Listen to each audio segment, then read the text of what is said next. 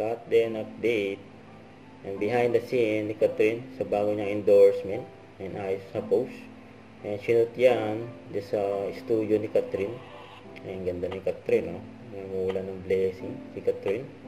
Ayan, may picture sila ni Catherine, no? Saka congrats din kay Catherine. Ayan, contract signing para sa bago niyang endorsement na Zion Philippines. Ayan, bilang US ambassador, brand ambassador ng Zion Philippines. Ayan, congrats kay Catherine. Ayan, sa IG story ni Grisa. Ayan pa yung billboard ni Aden for video. Tapos ang sarap pa nga ng tulog ni Mama Ten, kasama ni Rizzo. Ayan, pumalo ng 31 million views. Ayan, sa loob ng 3 days ang teaser ng Lola Again. Grabe yun. Tapos yun pa nga, maybe this time. Ganda ng pagagawa. And during taping ni Aden ng Pulang Araw, napaka-generous ni Aden, no? May pag-give pa nga kay Kulot.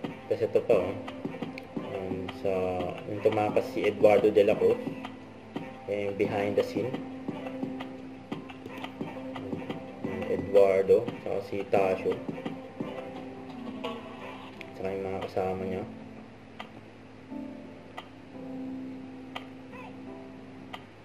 Yung grabe yung eksena na yan, no?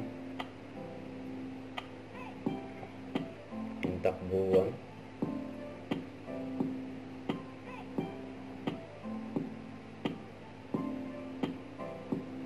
May dumating na hapon. Ayan, sa iba sila dadaan.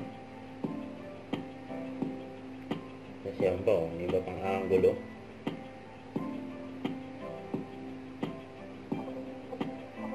Ayan, kaabang-abangan ko lang araw.